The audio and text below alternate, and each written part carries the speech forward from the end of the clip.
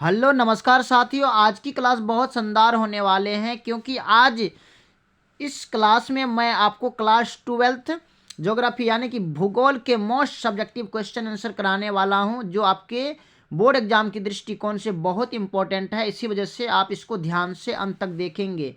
इसका प्रथम क्वेश्चन है कि भारत द्वारा चंद्रमा पर भेजा गया पहला मानव रहित अंतरिक्ष यान कौन था? तो इसका आंसर लिखेंगे भारत द्वारा चंद्रमा पर भेजा गया पहला मानव रहित अंतरिक्ष यान चंद्रयान 1 था। नेक्स्ट क्वेश्चन है कि पूर्व पश्चिम एवं उत्तर पश्चिम गलियारा के बारे में संक्षेप में लिखिए। इसका आंसर लिखेंगे कि वाहनों को अधिक तीव्र गति से चलाने के लिए राष्ट्रीय राजमार्गों से 14,846 किलोमीटर लंबी सड़कें को चुनकर सुपर राष्ट्रीय महामार्ग कहा गया, जो 6 लेनों वाली है। इनमें पूर्व पश्चिम एवं उत्तर दक्षिण गलियारा मुख्य है। पूर्व पश्चिम गलियारा 3640 किलोमीटर लंबा है और यह सिलचर को पोरबंदर से जोड़ता है। इसी प्रकार उत्तर दक्षिण गलियारा 4016 किलोमीटर लंबा है और यह श्रीनगर को कन्याकुमारी से जोड़ता है। नेक्स्ट क्वेश्चन है कि योजना आयोग का गठन कब हुआ था? इसके 2 कार्यों को लिखिए। इसका आंसर लिखेंगे योजना आयोग का गठन 1950 ईस्वी में हुआ था। इसके 2 कार्य निम्न है। प्रथम लिखेंगे अर्थव्यवस्था के विभिन्न सेक्टरों जैसे कृषि, सिंचाई, विनिर्माण, ऊर्जा, परिवहन, संचार, सामाजिक अवसंरचना और सेवाओं के विकास के लिए कार्यक्रम बनाना तथा उनको लागू करना। दूसरा पॉइंट लिखेंगे विकास में प्रादेशिक असंतुलन कम करने के लिए योजना बनाना तथा उसको लागू करना। नेक्स्ट क्वेश्चन है कि सार्क का पूरा नाम क्या है? इसका मुख्यालय कहाँ है? मेरे साथियों, मैं आपसे कहना चाहूँगा कि अगर आप हमारे YouTube चैनल पे नए आए हैं तो प्लीज़ इसको सब्सक्राइब करेंगे, लाइक करेंगे और अपने दोस्तों को भी शेयर कर देंगे। नेक्स्ट क्वेश्चन है कि फिर इसका यह सार्क का पूरा नाम क्या है? इसका मुख्यालय कहाँ? इसका आंसर लिखेंगे सार्क का पूरा नाम south Asians associations of regional cooperative अर्थात दक्षिण एशिया क्षेत्रीय सहयोग संगठन। इसके 8 सदस्य देश भारत, पाकिस्तान, नेपाल, भूटान, बांग्लादेश, श्रीलंका, अफगानिस्तान और मालदीव है। सार्क की स्थापना 8 दिसंबर 1985 को बांग्लादेश की राजधानी ढाका में हुई। इसका मुख्यालय ढाका में है। नेक्स्ट क्वेश्चन है कि स्वेज नहर किन 2 निकटवर्ती पत्तनों को जोड़ती है?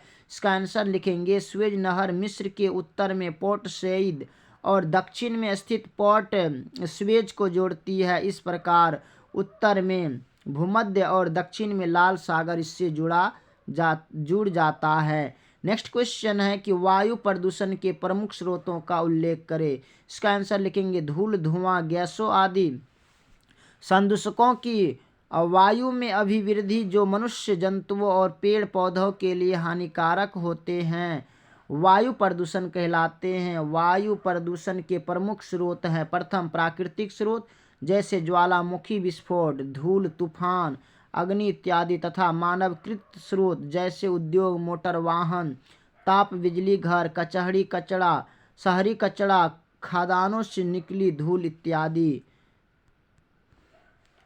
दूसरा पॉइंट लिखेंगे उद्योग। उद्योग से अनेक प्रकार की जहरीली गैस, राख और धूल निकलकर वायु को प्रदूषित करती है। तीसरा पॉइंट लिखेंगे मोटर वाहन।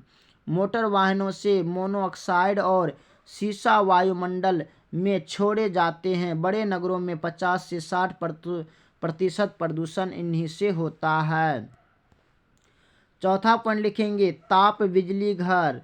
ताप बिजली घरों से गंधक, नाइट्रोजन ऑक्साइड और कार्बन ऑक्साइड वायुमंडल में छोड़े जाते हैं। पांचवा पॉइंट लिखेंगे शहरी कचरा। शहर, नगरों और महानगरों में प्रतिदिन लाखों टन कचरा निकलता है। इनमें से बहुत कचरा जला दिया जाता है, जिसका घना जो धुआं वायुमंडल में फैलकर उसे प्रदूषित कर देता है। छठा है खदानों से निकली धूप खदानों से और पत्थर तोड़ने से भारी मात्रा में धूल निकलकर वायुमंडल में फैल जाती है। देखिए इसमें जो है ना आपको इसका मेन पॉइंट याद करना है। अगर लॉन्ग क्वेश्चन पूछा जाएगा तो आप इसको 4-5 पॉइंट लिख देंगे, अगर शॉर्ट तो 2 से 3 लिखेंगे। वायु प्रदूषण के प्रमुख स्रोत प्रथम में क्या है? प्राकृतिक गैस स्रोत। दूसरा याद रखना है उद्योग। तीसरा याद रखना है मोटर वाहन। और चौथा याद रखना है बिजली ताप घर। पांचवा लिखे याद रखना है कचहरी शहरी कचरा। और छठा लिखेंगे याद रखना है खदानों से निकली धूल। नेक्स्ट क्वेश्चन है कि प्रदूषण और प्रदूषकों में क्या भेद हैं? इसका आंसर लिखेंगे कि पर्यावरण में जीव जंतुओं और पेड़ पौधों के लिए हानिकारक परिवर्तन को प्रदूषण कहते हैं। पर्यावरण के विभिन्न अवयवों की यह निश्चित संरचना होती है। इन अवयवों में जब दूसरे प्रकार के पदार्थ मिल जाते हैं तथा उनकी मौलिक संरचना में हानिकारक परिवर्तन आ जाता है, इस परिवर्तन का नाम ही प्रदूषण है। पर्यावरण का अधिकतर प्रदूषण मानवीय क्रियाओं द्वारा होता है, लेकिन कुछ प्राकृतिक क्रियाओं द्वारा भी होता है। प्रदूषण मुख्यतः 3 प्रकार का होता है। प्रथम वायु प्रदूषण, दूसरा भूमि प्रदूषण, तीसरा जल प्रदूषण। पर्यावरण में विद्यमान प्राकृतिक संतुलन में ह्रास और प्रदूषण उत्पन्न करने वाली ऊर्जा या पदार्थ के किसी भी रूप को प्रदूषक कहा जाता है। कहते हैं पर्यावरण में विद्यमान यानी उपस्थित प्राकृतिक संतुलन में ह्रास और प्रदूषण उत्पन्न करने वाली ऊर्जा या पदार्थ के किसी भी रूप को प्रदूषक कहा जाता है। ये गैस, तरल या ठोस किसी भी रूप में हो सकते हैं। प्रदूषक विभिन्न माध्यमों द्वारा विकीर्ण तथा परिवाहित होते हैं। कारखानाओं का धुआं, कूड़ा कचरा, रसायनों वाला अपशिष्ट जल, मलजल, कृषि में प्रयुक्त कीटनाशक तथा उर्वरक, वाहनों का धुआं इत्यादि मानवीय प्रदूषक हैं। ज्वालामुखी से उत्पन्न लावा, कीचड़ तथा अन्य पदार्थ, बाढ़ जल के साथ बहकर आए गाद, रेत आदि प्राकृतिक प्रदूषक हैं। नेक्स्ट क्वेश्चन है कि जल प्रदूषण के रोकथाम के लिए 4 महत्वपूर्ण सुझाव दे। इसका आंसर लिखेंगे जल प्रदूषण की रोकथाम के लिए 4 महत्वपूर्ण सुझाव इस प्रकार है। प्रथम, घरों से निकले कचरे को नदी, तालाब इत्यादि में नहीं फेंकना चाहिए। दूसरा, कारखानाओं से निकले अपशिष्टों एवं मलजल को बिना शोषित किए नदियों, झीलों या तालाबों में वर्जित नहीं करना चाहिए। तीसरा पॉइंट, नगर पालिकाओं को सीवर शोधन संयंत्रों की व्यवस्था करनी चाहिए। चौथा, जल प्रदूषण नियंत्रण से संबंधित उपयोगी और कारगर कानून बनाना चाहिए।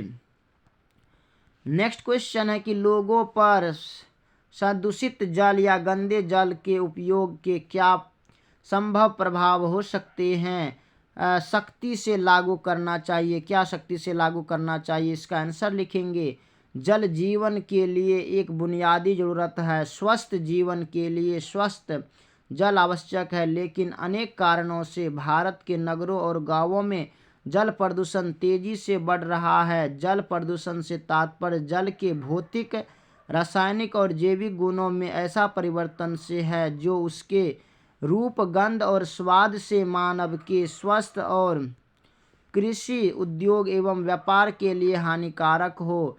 प्रदूषित जल पीने से विभिन्न प्रकार के मानवीय रोग उत्पन्न हो जाते हैं, जिनमें आंत रोग, पीलिया, हैजा, टाइफाइड, अतिसार या पेचिश प्रमुख है।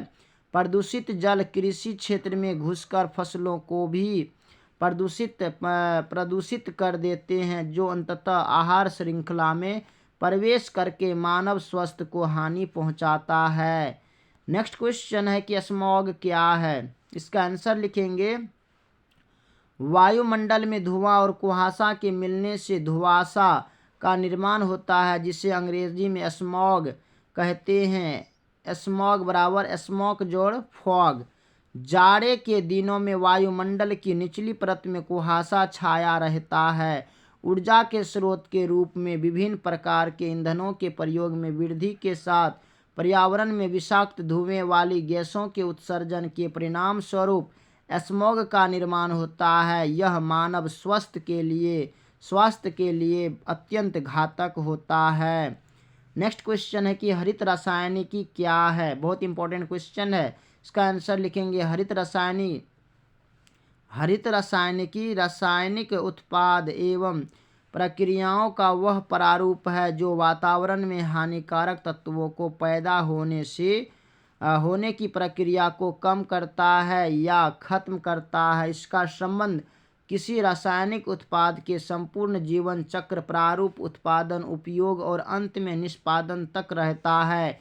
हरित रासायनिकी की सतह पोषणीय रासायनिकी भी कहा जाता है। यह प्रदूषण रोकता है, मानव स्वास्थ्य और वातावरण पर रासायनिक उत्पाद प्रभाव को कम करता है और कम हानिकारक रासायनिक उत्पाद तैयार करने की विधि बतलाता है। अब नेक्स्ट क्वेश्चन है कि मानव स्वास्थ्य पर वायु प्रदूषण के क्या प्रभाव पड़ते हैं। इसका आंसर लिखेंगे वायु प्रदूषण से फेफड़े, हृदय, स्नायु तंत्र और परिसंचरण तंत्र के रोग होते हैं। वायु प्रदूषण का सबसे अधिक खतरा बच्चों को होता है क्योंकि इसका सीधा प्रभाव फेफड़े पर पड़ता है। इससे मनोवैज्ञानिक और शारीरिक हानियां भी होती है। नेक्स्ट क्वेश्चन है कि ऊष्मीय द्वीप क्या है, संक्षेप में लिखे। इसका आंसर लिखेंगे नगर के केंद्रीय भाग में बढ़ती हुई जनसंख्याएं को आवास प्रदान करने एवं अन्य कार्यों के लिए विशाल सीमेंट कंक्रीट के ढांचे बनाए जाते हैं। इससे वातावरण का तापमान बहुत अधिक हो जाता है। गर्मियों में इसमें रहना दुभर हो जाते हैं। इस तप्त केंद्रीय भाग को ऊष्मीय द्वीप कहा जाता है।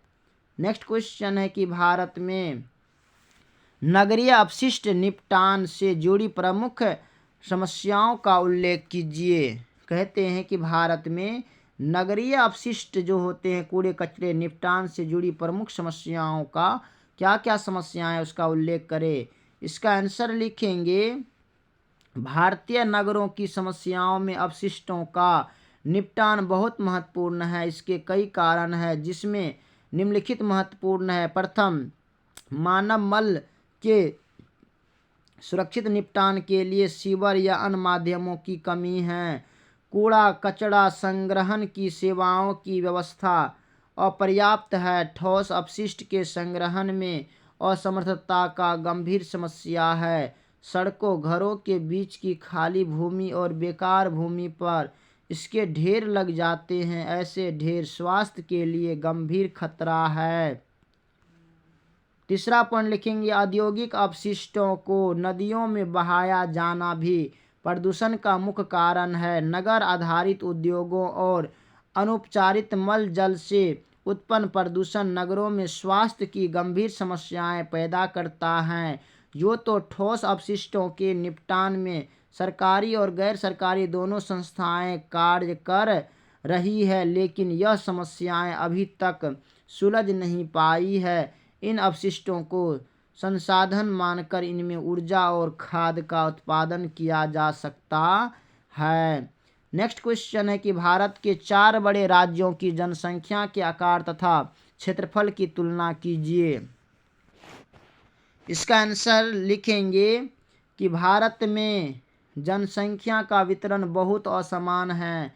इसके कुछ राज्य क्षेत्रफल एवं जनसंख्या दोनों दृष्टिकोण से बड़े हैं। कुछ राज्य क्षेत्रफल में बड़े किंतु उनकी जनसंख्या कम है तथा कुछ राज्य क्षेत्रफल में छोटे किंतु उनकी जनसंख्या अपेक्षाकृत अधिक है। क्षेत्रफल की दृष्टि से 4 बड़े राज्य क्रमशः राजस्थान हो गया जो 10.41% है, मध्य प्रदेश, महाराष्ट्र तथा आंध्र प्रदेश है। इसके विपरीत जनसंख्या की दृष्टिकोण से 4 बड़े राज्य उत्तर प्रदेश हो गया, महाराष्ट्र हो गया, बिहार हो गया और पश्चिम बंगाल। इस प्रकार राजस्थान और मध्य प्रदेश आकार में बहुत बड़े हैं किंतु उनकी जनसंख्या कम है। इसके विपरीत बिहार क्षेत्रफल में छोटा है किंतु इनकी जनसंख्या अधिक है।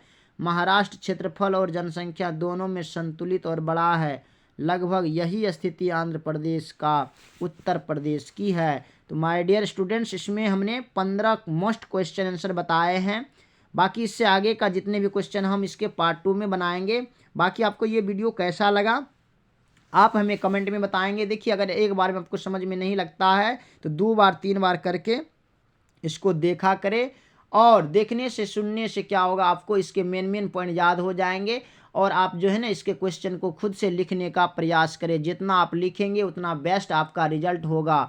बाकी अगर अभी तक आपने हमारे यूट्यूब चैनल को सब्सक्राइब नहीं किए हैं तो प्लीज़ सब्सक्राइब करेंगे, लाइक करेंगे और अपने दोस्तों को भी शेयर करेंगे। बाकी so thanks very much, all the best. फिर मिलते हैं आगे की वीडियो में, तब तक के लिए जय हिंद।